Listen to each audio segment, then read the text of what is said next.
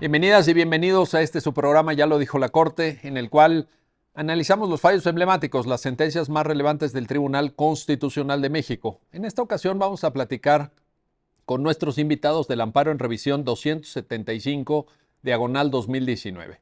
Es una importante sentencia de la Suprema Corte de Justicia de la Nación que nos va a permitir analizar los derechos de las personas migrantes, la manera en la que la autoridad mexicana puede llevar a cabo revisiones migratorias y también un tema de igualdad y de no discriminación, de estereotipos, de prejuicios, de la manera en la que tenemos que tutelar los derechos humanos de esa humanidad o de esa parte de la humanidad que migra, que sale de su país en búsqueda de mejores condiciones de vida y que desde luego pues también en muchos casos plantean reclamaciones que llegan a conocimiento del Poder Judicial de la Federación. Bueno, para entender esta importante sentencia le doy la bienvenida al programa a Juan Jaime González Varas. Juan Jaime, qué gusto recibirte en Ya lo dijo la Corte. El gusto es mío, muchas gracias, Muy Miguel. amable por estar aquí, eres muy gentil.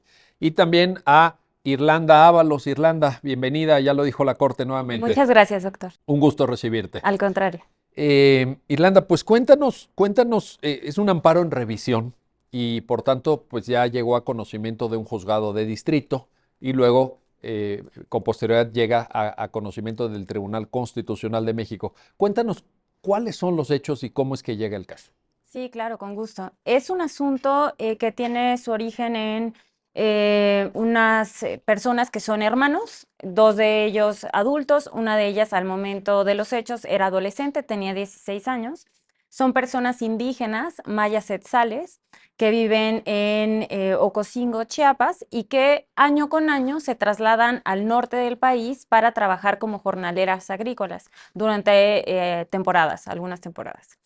Esto es algo que ya habían hecho otros años y en 2015 deciden viajar hacia el norte del país y son detenidas en la carretera, en Querétaro, en el autobús en el que viajaban.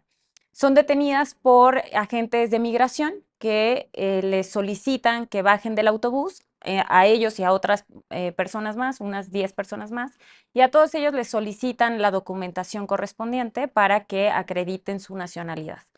Ellos presentan, las dos personas adultas presentan sus INES y la adolescente presenta una copia de su acta de nacimiento. Sin embargo, las autoridades de migración consideran que esta documentación es falsa y que en realidad son de nacionalidad guatemalteca. Hay que señalar que hablaban el español de manera muy limitada. Porque justamente, pues al ser indígenas mayas etzales, ese era el idioma que hablaban. Entonces, se les detienen por parte de las autoridades migratorias y son llevadas a una estación migratoria, se inicia el procedimiento administrativo correspondiente y por esta razón es que finalmente promueven un juicio de amparo, pues, lo promueve una abogada en nombre de ellos y se inicia todo este procedimiento. Como parte de la demanda de amparo, se señala como acto reclamado la detención migratoria, la posible deportación a Guatemala y también de manera destacada se reclama la constitucionalidad de distintos artículos de la ley de migración, particularmente aquellos que hablan sobre la revisión migratoria, aquellos que hablan sobre las facultades de las autoridades de migración para pedir documentación y también aquellos relacionados con la detención o el llamado alojamiento en estaciones migratorias. El asunto entonces es conocido por un juez de distrito. El juez de distrito niega y, bueno, sobresee el amparo más bien y así es como finalmente llega a conocimiento de un tribunal colegiado. El colegiado lo que hace es levantar ese sobreseimiento porque advierte que incorrectamente el juez de distrito consideró que esas normas pues ya habían cesado los efectos de las normas reclamadas porque ellos ya habían sido puestos en libertad, que esto también es importante destacarlo. Durante el trámite del juicio de amparo fueron puestos en libertad porque las autoridades de migración requirieron información, se les envió por parte del municipio de Chiapas y así es como tuvieron por acreditado que efectivamente eran personas mexicanas y les dejan salir de la estación migratoria. Entonces, eso fue lo que llevó al juzgado de distrito a sobreseer por considerar que ya no tenía ningún sentido emitir un pronunciamiento respecto a la constitucionalidad de las normas. El tribunal colegiado levanta ese sobreseimiento, considera que no, que en realidad estas normas se reclamaban más bien por el mensaje estigmatizante que generan su propia existencia y que por esa razón tenía que conocerse del asunto y se envía a la Corte para que se pronuncie sobre la constitucionalidad de estas normas y así es como llega el asunto. Correcto. Muchas gracias, Irlanda. Juan Jaime González, qué duros hechos.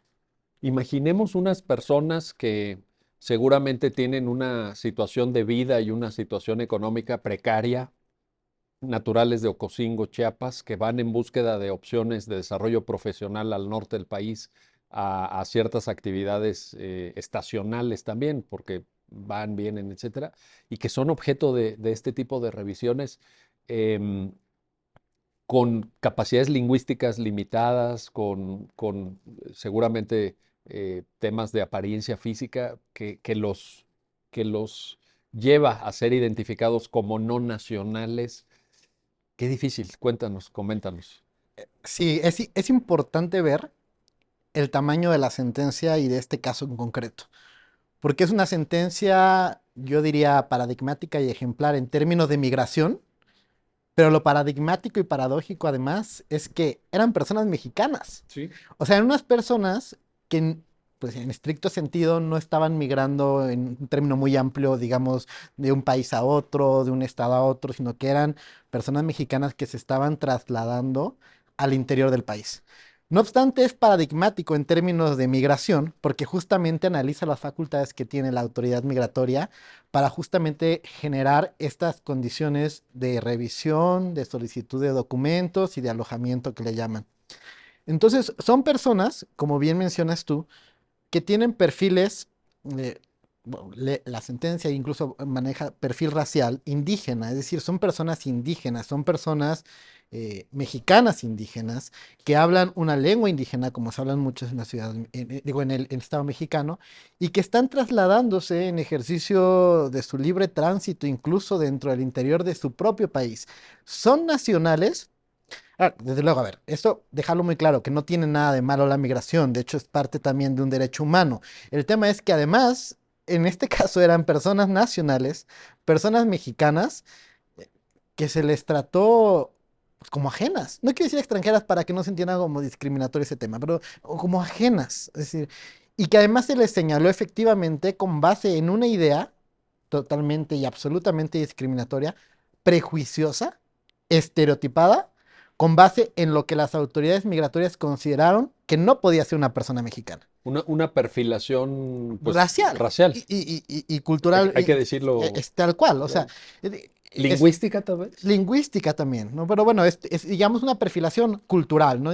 Cultural entendida desde la perfilación racial, desde la perfilación lingüística y todos los elementos culturales que pueden identificar a una persona como parte de otra y que además no tenía ningún elemento objetivo sobre la mesa para tomar una decisión como una autoridad y calificarles como extranjeros, ¿no? Entonces, básicamente ese es el tema.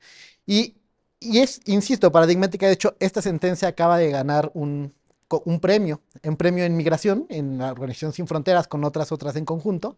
La primera vez que la Corte gana además un premio en este concurso en materia de migración. Y justamente porque genera las condiciones, la sentencia expone el problema migratorio aún frente a las personas mexicanas. Es justamente si cuando la norma, la ley de migración, llega a generar este tipo de afectaciones, incluso frente a tus propios nacionales, de entrada tenemos un problema. Un problema, pero además tenemos un abuso.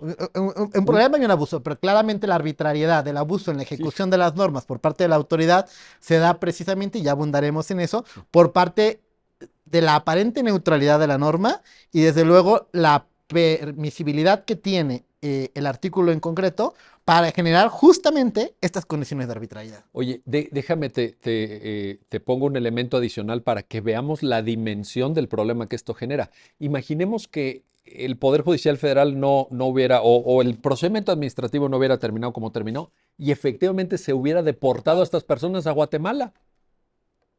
¿Y qué hacían? ¿Tenían que entrar como ilegales a su propio país? O sea, imagínate de ese tamaño. El problema es que ha pasado. No en este asunto, ya me estoy saliendo de los hechos, pero hay informes Que demuestran que, que ha pasado, ¿no? o sea, Entonces, no estamos ante un caso aislado. no, es un problema justamente sí de actuación de las autoridades. Por eso es tan paradigmático este tema de la posibilidad de generar este tipo de revisiones migratorias con esta apertura, porque claramente somos un país multicultural, que así lo establece la propia Constitución, pluricultural, integrado por muchos tipos de lenguas indígenas, pero desde luego que como la norma es tan amplia, permite que estas revisiones... Y además, claro, estamos hablando, como bien mencionaste, de personas indígenas en situación, en muchos casos de extrema pobreza, con un perfil lingüístico limitado frente al propio español, Muy, muy vulnerables. y que además hemos tenido problemas incluso, que aunque claro, es su derecho a la identidad, tener toda la documentación en orden.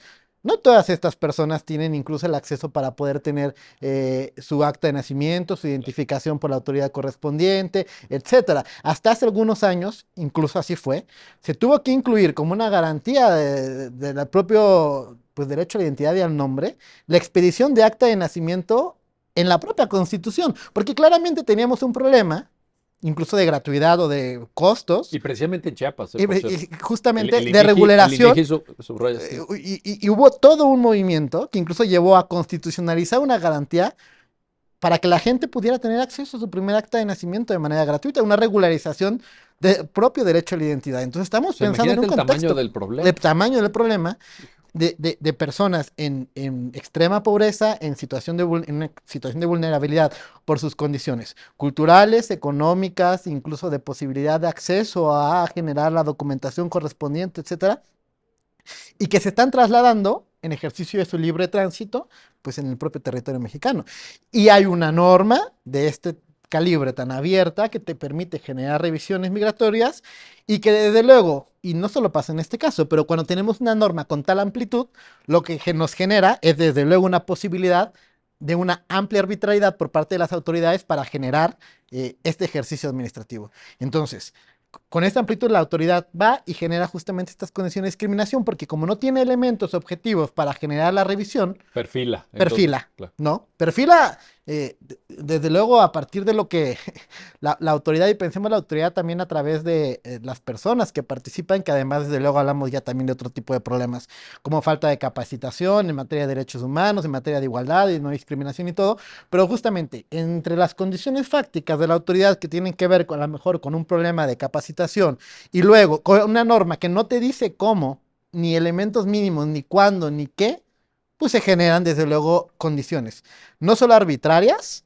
sino expresamente discriminatorias, porque se sustentan en estereotipos, en prejuicios y en condiciones de desigualdad, de discriminación indirecta, porque dices, esta persona es extranjera, ¿no? Porque así, ¿no? La voy a revisar. Porque Y no parece solo eso, extranjera. porque parece extranjera. Debe ser extranjera porque parece extranjera. Y además digo, y tus documentos son falsos, ¿eh? Porque yo digo Sí, porque ellos sí que, se que tú identificaron. no puedes ser mexicana. Oye, a ver, bueno, pues en primer lugar, felicitar a la Suprema Corte por el premio, a la, a la primera sala, a la ministra ponente, a la persona que proyectó el asunto. Muchas felicidades a todos ellos, ¿verdad? Nos sentimos muy orgullosos y más en un tema tan sensible para México, para tantos millones de personas de esa humanidad migrante, de esa humanidad que... Y no lo digo porque se trate de ellos, pero al final la sentencia lo que aborda es el tema de fondo de la migración y del Ese es el trato. tema. Ese es el tema. Por eso se ocupó incluso para, comentábamos, para el protocolo de migración, para el protocolo de juzgar con perspectiva de interculturalidad en personas incluso afrodescendientes y La afromexicanas. sentencia nutrió el protocolo también. El protocolo en personas indígenas, en personas migrantes y en personas afromexicanas y afrodescendientes. Pues O sea, y claramente. además ganó un premio. Y además ganó un premio. Excelente. Bueno, Léanla. pues oye, pues entonces mucho por festejar y mucho por ¿Sabes felicitar. cuál es el problema de estos temas? El problema del juzgado de distrito. No llegaban a la corte y no se resolvían porque decían, ya salieron, se sobresee. Otra vez el mismo problema del amparo. Ahorita vamos a platicar de los efectos, Ujú. de también la posibilidad del amparo de generar reparaciones, ¿no? Y no solamente de, digamos, restaurar el disfrute, el goce de un derecho, sino de reparar la violación que pudo haber acontecido. Ahora, Irlanda, te planteo lo siguiente. digamos, hay varios temas, ustedes ya los planteaban, pero me interesa mucho que nos ayudes a entender qué dice la sentencia en materia de las revisiones migratorias, porque creo que en parte lo demás se desprende de esto. El tema de los documentos, lo vamos a platicar, el tema de las detenciones también, pero todo inicia porque hay un primer contacto entre las personas en cuestión, que en este caso eran mexicanas, pero podrían haber sido fácilmente migrantes, y la autoridad mexicana. Entonces, en esta materia, ¿qué dice la sentencia de Irlanda? Sí, bueno, primero me gustaría comenzar señalando que justamente algo que es importante tener como premisa es todo el fenómeno migratorio, ¿no? De los flujos migratorios. Y México es un país que se ha considerado durante mucho tiempo así se la consideró únicamente como un país de tránsito, de personas que viajaban sobre todo de Centroamérica hacia Estados Unidos de América. Pero en los últimos años también se ha visto que México se ha convertido en un país de destino, ¿no? Entonces, eso también es importante tenerlo en cuenta. Es importante también señalar que la migración sucede tanto de manera voluntaria como de manera forzada a partir de las situaciones de violencia, fenómenos naturales y demás cuestiones que empujan a las personas a buscar una mejor vida en otro país. Y algo más también que es relevante señalar es que la Corte Interamericana ya se ha pronunciado en el sentido de que los estados tienen facultad para regular la entrada y salida o la estancia de las personas extranjeras en el país, pero siempre y cuando esas políticas migratorias se sustenten en derechos humanos y respeten estos derechos. Entonces, entendido este panorama, justamente existen tres facultades principales de las autoridades de migración para revisar esta entrada y salida del país o la estancia regular en el país. Una de estas es el control migratorio, que es el que se hace en las entradas y salidas del país, en las fronteras, digamos. Otro de esos controles se hace dentro del territorio nacional, que son las revisiones migratorias. Estas revisiones migratorias tienen precisamente como premisa que no se hacen en las fronteras, sino dentro del territorio, y a partir de estas facultades que son muy aleatorias. No se pueden establecer filtros, sobre todo en carreteros, así es como se establecen, que fue lo que sucedió precisamente en este caso. Y si bien la legislación establece, la ley de migración dice que tiene que ser fundada y motivada la orden, esa es una fundamentación y motivación que se hace de manera previa y que también se tiene que limitar tanto territorial como temporalmente. Lo cierto es que lo que se advirtió en este caso y a partir el análisis de esta facultad es que no es suficiente para garantizar precisamente que no se vulneren derechos humanos, particularmente el derecho a la igualdad y no discriminación.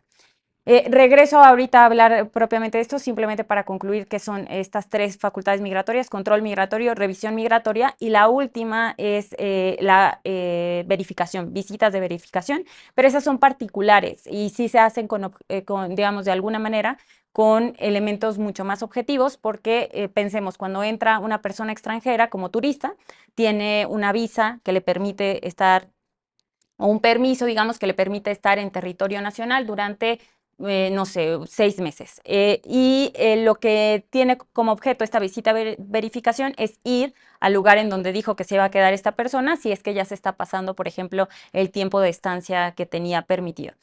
Pero el tema de la revisión migratoria es que no se hace para una persona en particular, sino son estos filtros en las carreteras. Entonces, lo que se advirtió en la sentencia es que ni siquiera era viable hacer una interpretación conforme. ¿Y por qué no era viable hacer una interpretación conforme? Porque por más que se tratara de limitar a partir de estas cuestiones que se establecen de fundamentación y motivación o de restricción temporal y geográfica, se permitiría a las autoridades entonces que pidieran esta documentación a todas las personas. Es decir, se hace el filtro y a todas las personas pedirles una documentación de identificación, y eso es claramente contrario al artículo 11 constitucional, que establece que podemos trasladarnos dentro del territorio sin ningún tipo de documentación.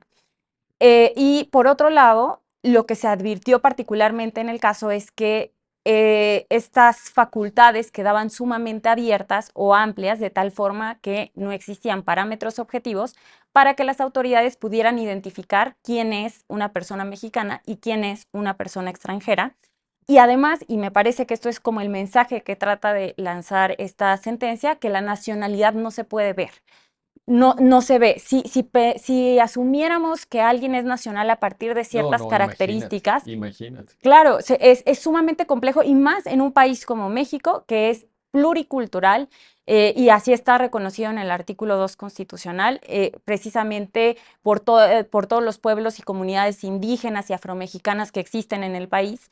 Y entonces sería muy difícil considerar que hay un prototipo de persona que actualiza la nacionalidad mexicana. Pero seguramente pasaría lo mismo en otros Sí, países, mana. O totalmente. sea, Sí, en todos. pensemos Sí, en Estados Unidos, totalmente. en Europa. O sea, estos Totalmente. son alemanes o estos son, híjole, pues el mundo, afortunadamente, creo yo, el mundo en el que vivimos está hecho de diversidades, de migraciones históricas. Sí. México, pues lo ilustra muy bien, pero yo creo que esto representa, Irlanda, y la sentencia lo recoge citando precedentes de la Corte Interamericana, al final del día, la apertura a vulnerar el derecho a la igualdad y a la no discriminación y a expresar más bien, también Juan Jaime lo apuntaba, prejuicios, sesgos, estereotipos. O sea, yo me imagino a la gente migratoria diciendo, estos cuates son guatemaltecos. ¿Por qué? Pues porque parecen guatemaltecos, pero ¿qué significa que parecen guatemaltecos? O sea, Exacto. Justamente por eso digo que ese, a mi parecer, es el mensaje que busca que dejar claro esta sentencia, que es que la nacionalidad no se ve y que en esa medida este tipo de facultades lo que permiten es que se atiendan a estos perfiles raciales de los que ya hablaba Juan Jaime, que han sido ampliamente desarrollados tanto por Corte Interamericana como particularmente por el Comité contra la Discriminación Racial, y que se ha visto también lamentablemente que a partir de estas características físicas a las personas se les detiene, se les asume también como personas delincuentes, como personas en este caso extranjeras, ¿no? Y finalmente esto pues afecta sus derechos. Entonces se declara la inconstitucionalidad de la revisión migratoria por dos razones. La primera es por ser una norma sobreinclusiva, por estas razones que ya estamos señalando, que es que no permite distinguir entre personas extranjeras y personas mexicanas, y esto vulnera el derecho a libre tránsito. Y la segunda razón es porque es una norma que, aunque es aparentemente neutra, genera impactos diferenciados en las personas indígenas y en las personas afromexicanas. Por justamente pues lo que sucedió tal cual en este asunto y eso lo evidenció, ¿no? Es una norma que pensaríamos que es neutra, que va aplicada a la generalidad de la población, pero que en realidad afecta de manera desproporcionada. ahora, las revisiones migratorias respecto a las cuales existe este pronunciamiento de inconstitucionalidad, no, digamos, es fuera de los puntos de tránsito como pueden ser aeropuertos, fronteras físicas, etcétera, ¿no? Sí. Puertos incluso. Sí, dentro del territorio nacional. O sea, en Fuera, Querétaro, por ejemplo, sí, para tal decirlo, cual. Querétaro, en Morelia, en Sí. Hermosillo, vaya. Sí, sí, fuera de estos puntos. Y entonces eso también es lo que lo hace más problemático. Y también hay que decirlo que esta es una de las facultades más utilizadas por el Instituto Nacional de Migración para revisar la estancia regular dentro del país. Entonces eso también pues ha generado que este caso en particular se haya repetido muchas veces. Ya lo adelantaba Juan Jaime, hay recomendaciones de la Comisión Nacional de Derechos Humanos que reconocen precisamente cómo personas mexicanas se habían visto, y sobre todo indígenas, se habían visto envueltas en este tipo de procedimientos administrativos migratorios derivado de revisiones migratorias. Bueno, complicadísimo. Vamos a hacer una pausa, no se vayan, estamos platicando con nuestros invitados del amparo en revisión 275 diagonal 2019 y de la manera en la que se tiene que proteger a las personas migrantes, también a las personas mexicanas, evidentemente, para evitar estas vulneraciones de su derecho a la libertad de tránsito, desde luego, pero también a la igualdad y a la no discriminación. Regresamos.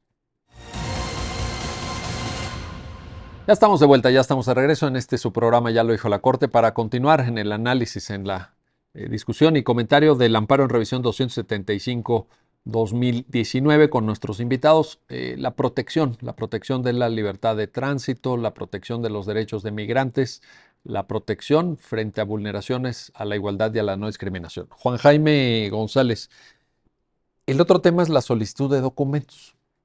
Te pueden retener los documentos, pueden pedirte los documentos para empezar. ¿Qué dice ahí la sentencia? Sí, esa es una, digamos, facultad, por poner en términos generales, mucho más razonable, porque en realidad tiene que ver con un interés del Estado de que las personas estén regularizadas, de que estén en orden y todo. Entonces, ya no tiene que ver con una especie de voy a revisar bajo este perfil, bajo esta circunstancia. Ya muy bien Irlanda puntualizaba cómo se construye de alguna forma, pues, estas facultades vinculadas, pero que no son iguales, ¿no? La revisión migratoria, la solicitud de documentos y el llamado alojamiento o detención migratoria en caso necesario.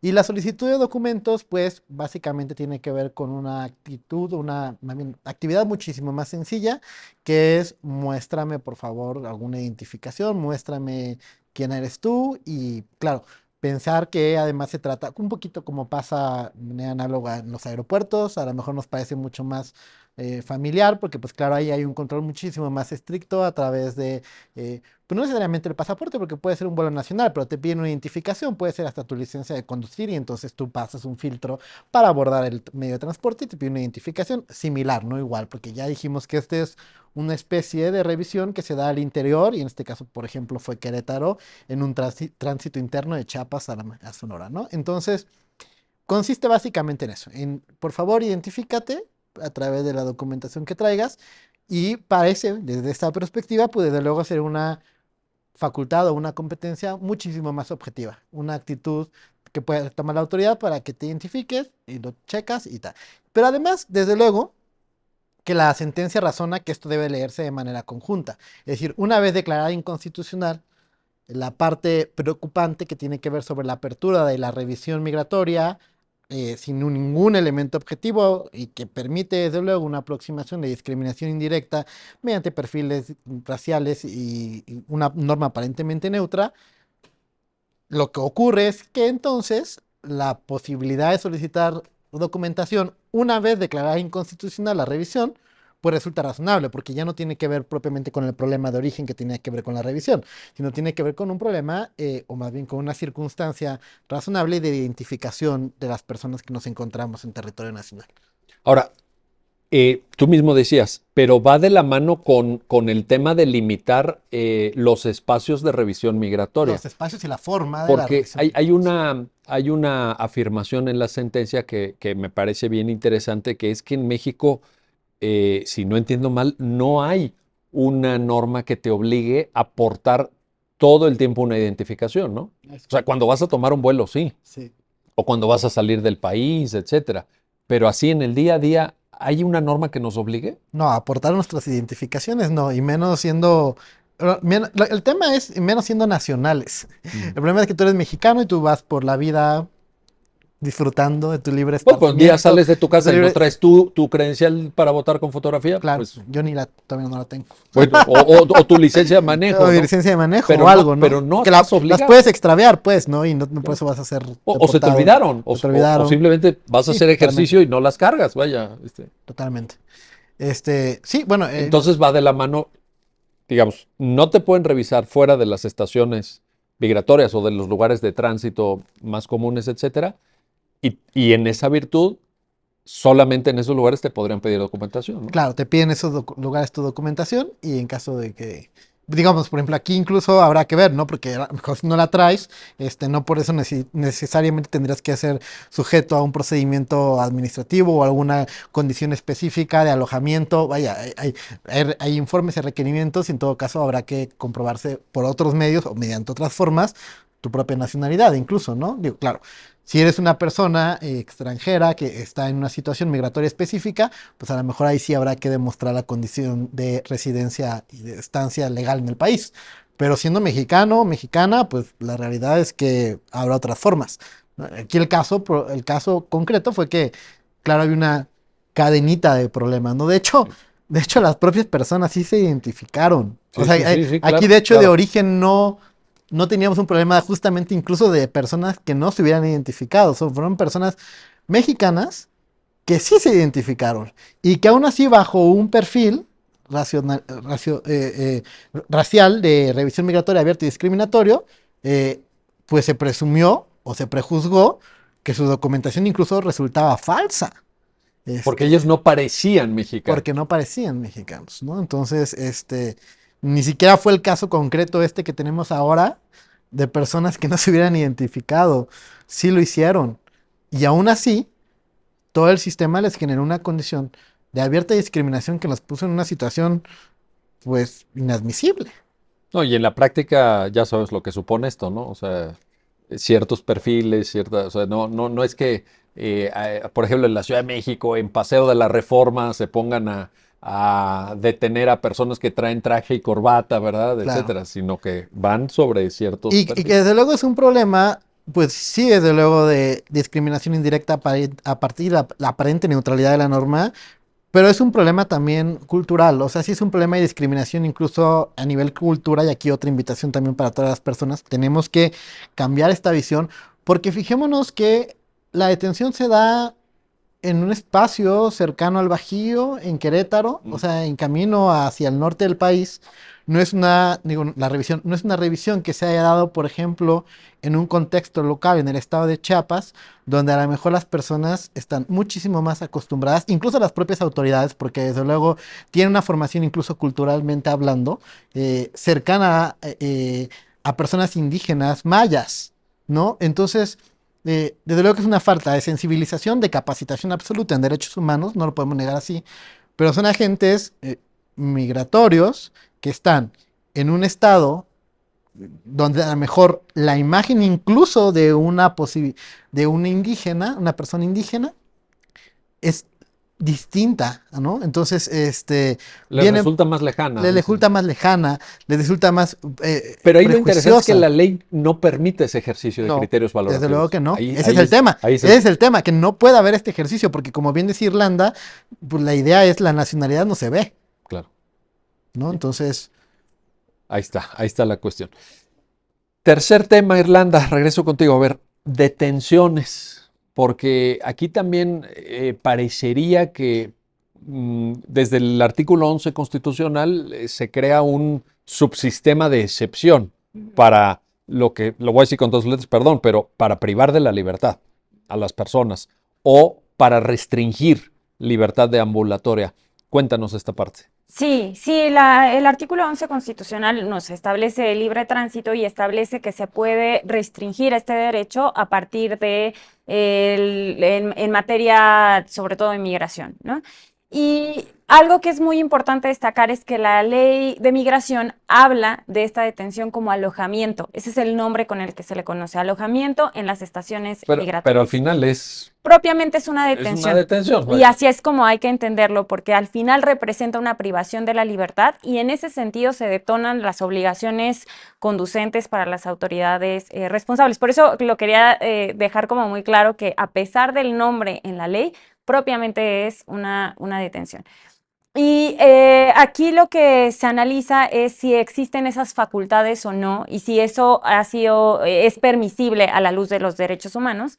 Y la decisión que se adopta es que sí, esto es algo que incluso la Corte Interamericana también ya ha señalado, que sí es posible detener, pero que tiene que ser, y esto es muy importante, con fines administrativos y no punitivos, porque durante mucho tiempo, lamentablemente, tuvimos una idea de que la migración era un delito. Y entonces eso también es claramente contrario a derechos humanos y tenemos que entender que la migración, por supuesto que no es un delito, más bien deberíamos de entenderla como un derecho y en esa medida lo que se busca es más bien que se haga en condiciones regulares. También aquí es importante quitarnos de la mente la idea de migrante ilegal, ¿no? Porque trae consigo esta connotación de que las personas pueden ser ilegales y Sí, eso no, esto hay que es decirlo. A ver, las totalmente, personas no son ilegales. Puede ser ilegal su situación administrativa en claro, un país, nada irregular esa más. situación, pero no Sí. podemos hablar de que las personas no son ilegales. Eso también es importante. Y entonces se reconoce que sí puede suceder, pero algo muy importante es que tiene que ser la última opción. La detención, Ok. sí, Excepcionalmente. excepcional. Como cualquier detención, y sobre todo porque al final es el ejercicio del uso de la fuerza, ¿no? del Estado, así se refleja una detención, hay que dejarla como última opción, lo que quiere decir que hay que privilegiar las medidas que sean menos lesivas a la libertad. Entonces, por esa razón es que se declara inconstitucional uno de los artículos, que es el 99, que pareciera indicar esta presentación automática, ¿no? Esta presentación, así es como se le denomina, como el presentar y alojar a una persona en las estaciones migratorias. ¿Hay alguna reflexión también en la propia ley que fue objeto de modificaciones posteriores, de reformas, etcétera, sobre el tema extraordinariamente sensible de menores migrantes? Sí, eso que es muy importante y qué bueno que lo mencionas porque aquí yo comentaba en los antecedentes que una de ellas era adolescente, Sí. tenía 16 años y aún así fue detenida y llevada a esta estación migratoria mientras se llevaba todo el proceso migratorio.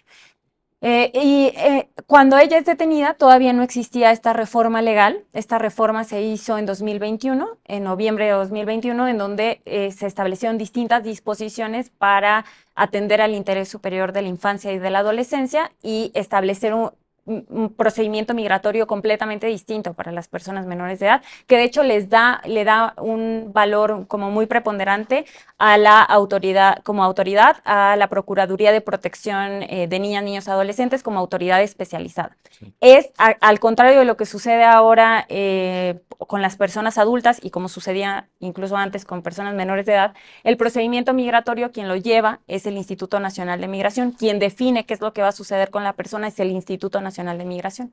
Pero en materia o cuando están de por medio niñas, niños, adolescentes, ahora, conforme a esta reforma, quien define el plan de restitución de derechos es la Procuraduría de Protección y se establecen incluso medidas para restituir esos derechos o protegerles, ¿no? Medidas de protección. Entonces, es completamente distinto y esto se hace a partir también de diagnósticos en donde participan equipos multidisciplinarios para definir en cada caso concreto cuál es el interés superior del niño o la niña migrante. En este caso, pensemos, por ejemplo, podría ser que lo más adecuado sea regularizar su situación en el país o que lo más adecuado, porque muchas veces tenemos casos de migración de niñez no acompañada, También, que son que quienes es vienen sin incluso familiares. más dramáticos Sí, todavía, ¿no? mucho más. Entonces, ahí, por ejemplo, también hay que ver qué decisión adoptar, si lo mejor es que retornarles asistidamente, ¿no? Y que regresen con sus familiares. En algunos casos a lo mejor eso atiende a su interés superior, en otros no, y en otros más bien a lo mejor el principio de unidad familiar tendría que privilegiar para que los familiares también pudieran venir al país y regularizarles la situación. Que incluso el tema de unidad familiar también, cuando vienen sí acompañados, la situación administrativa también tiene que tomar en cuenta no dispersar a la familia, Sí, no dispersar al núcleo familiar. Vaya, no, totalmente. evitar la separación, ¿no? En términos prácticos. Totalmente, y algo que es muy importante de ahí es que mal entendido este principio de unidad familiar lleva a que se detenga en las estaciones migratorias también a los niños, por decir, no los voy a separar de sus familiares, los llevo a la estación migratoria, pero de eso no va. Bien aplicado el principio de unidad familiar con interés superior, implicaría más bien que los familiares no estén en una estación migratoria, sino que estén fuera junto con los hijos, ¿Los ¿no? O niños hijas. pueden estar en una estación migratoria? No, no, actualmente eso está prohibido. De hecho, desde antes, cuando sucede en este caso, aunque la ley no establecía como procedimiento especializado, lo cierto es que ya había pronunciamientos de organismos internacionales señalando claramente que no podía someterse a ningún tipo de detención a las personas menores de edad. Ahí está. Bueno, vamos a hacer una pausa, no se vayan, regresamos enseguida para continuar en este análisis, en esta conversación sobre el amparo en revisión 275/2019 y la manera en la que se tienen que respetar los derechos de las personas migrantes que están en territorio nacional mexicano. Regresamos.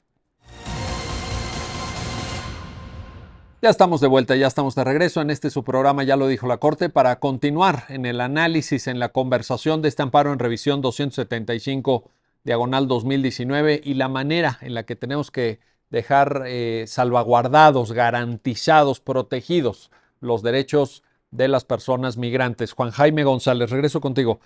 Hay una metodología de análisis en la sentencia que me parece extraordinariamente importante, que requiere y se desarrolla aquí en el documento el diálogo con organismos internacionales de protección de derechos humanos. Están citados casos de la Corte Interamericana, está citado criterio del Comité contra la Discriminación Racial de Naciones Unidas.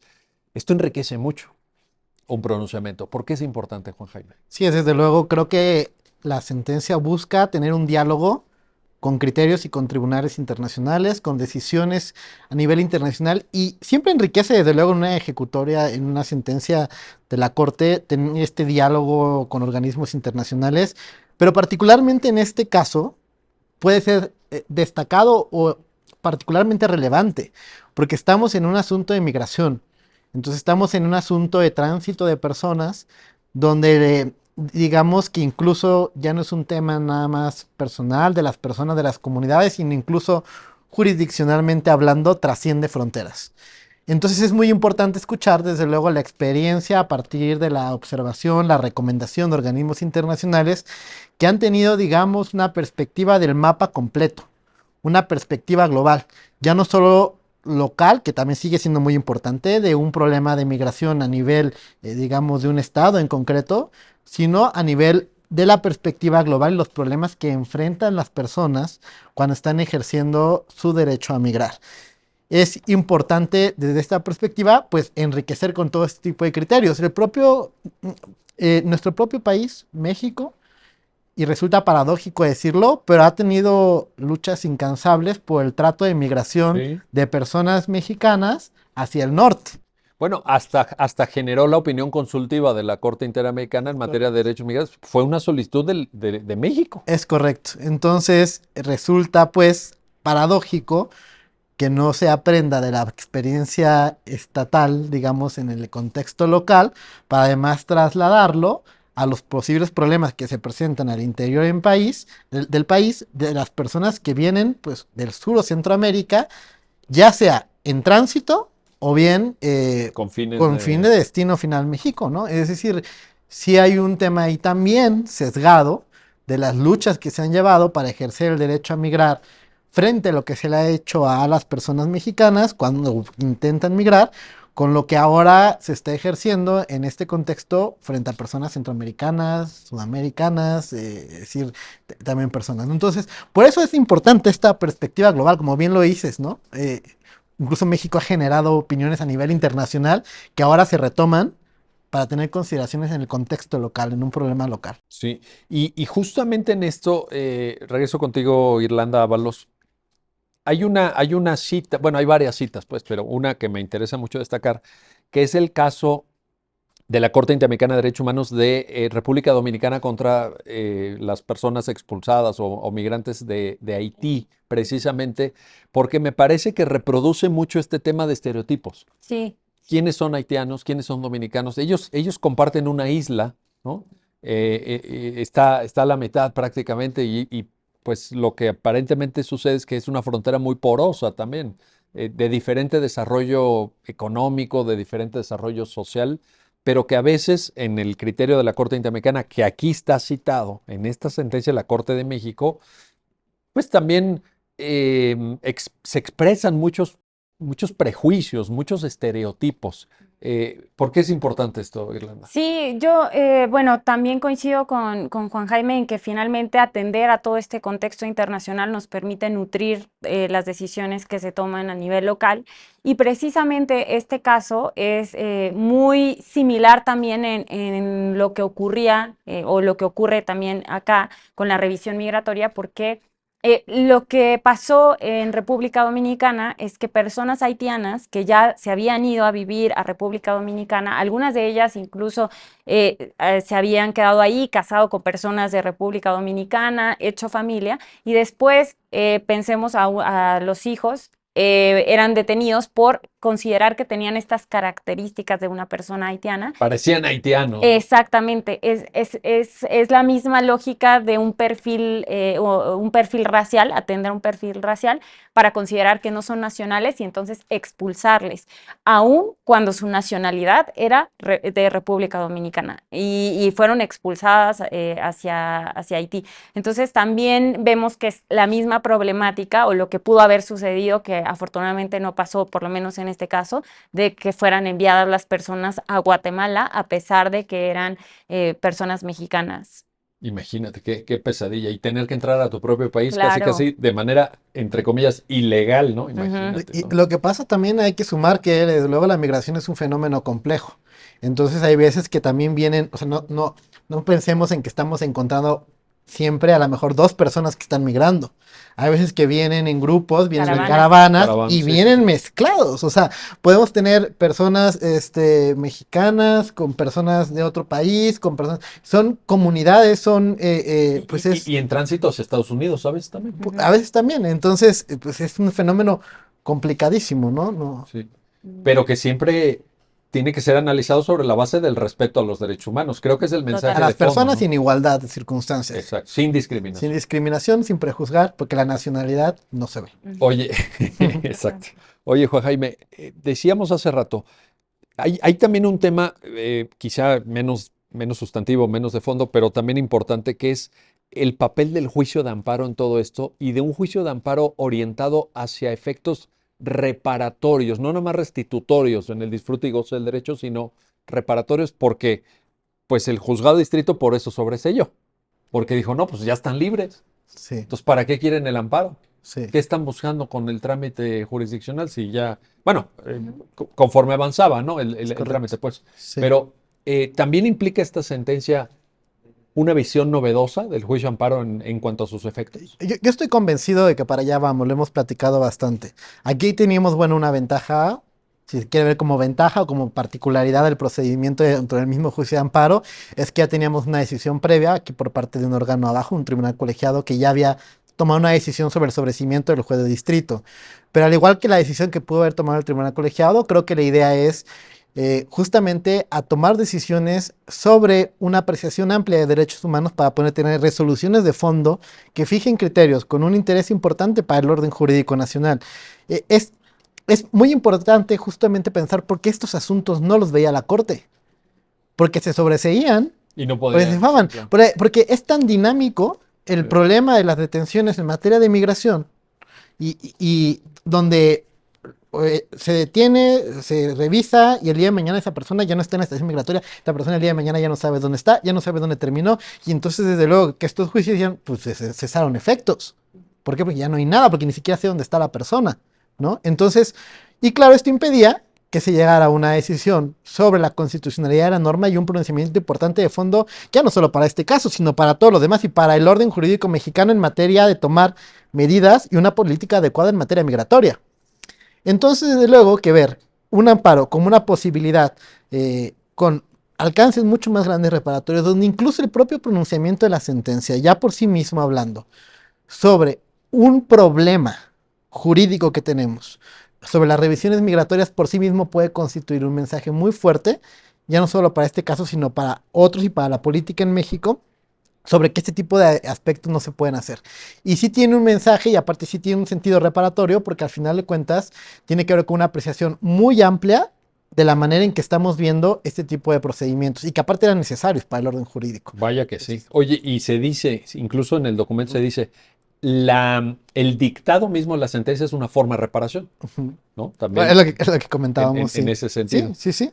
¿Y cuáles son estos efectos para acercarnos ya a la conclusión del programa, Irlanda? ¿Cuáles podrían ser? Si nosotros concebimos, Juan Jaime lo acaba de explicar muy bien, al juicio de amparo en una dimensión reparatoria y no nada más restitutoria, pues, ¿qué efectos podrían ser? ¿O cuáles fueron aquí? Sí, bueno, el primero, siempre que se reclaman normas, es que no se aplique esa norma en lo presente y en lo futuro. Y esto es importante para estas personas porque justamente, como lo comentaba al inicio, son personas que viajan constantemente, año con año, al norte del país para precisamente trabajar como jornaleras agrícolas. Entonces, el hecho de que no se les aplique en lo futuro, pues les beneficia por un lado. Pero por otro lado, también se establecen otra serie de medidas de reparación integral que van acompañadas. Aquí, en este caso en particular, el asunto también se sometió a conocimiento de la Comisión de Derechos Humanos, que emitió una recomendación por este caso y estableció una serie de reparaciones que tenía que cumplir la autoridad. Entonces, para no distanciarlo de esas reparaciones, lo que se hizo fue señalar que el tribunal colegiado tenía que atender y revisar esas reparaciones, ver cómo estaba su cumplimiento y en su caso establecer alguna adicional si es que no se había contemplado en esta recomendación. Perfecto. Y eventualmente podríamos pensar en alguna intervención de las comisiones de protección de víctimas también.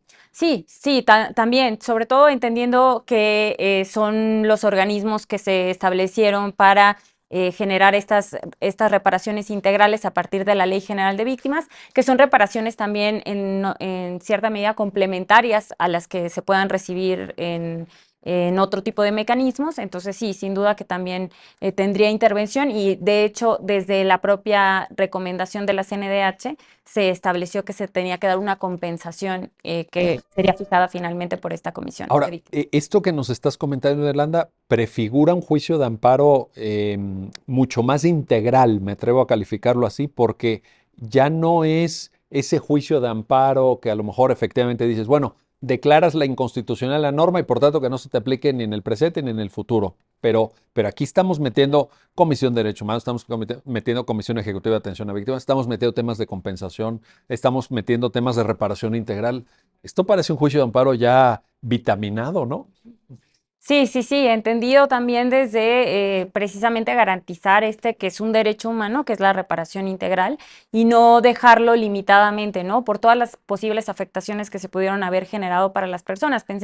Si pensamos que el hecho de una privación de la libertad a partir de una detención migratoria solo genera una afectación al derecho a la libertad y que se solventa una vez que se le deja libre, pues pasamos por alto cualquier otra afectación que se pudo haber generado para las personas ahí, afectaciones psicológicas, afectaciones físicas, a lo mejor de estado de salud, económicas. El valor del que no tiempo, fueron a el valor de que, trabajar. oye, te impiden, te quitan, aunque sea un día. Claro. Pues es un día de tu vida. Claro. O sea, claro. también. Ujú.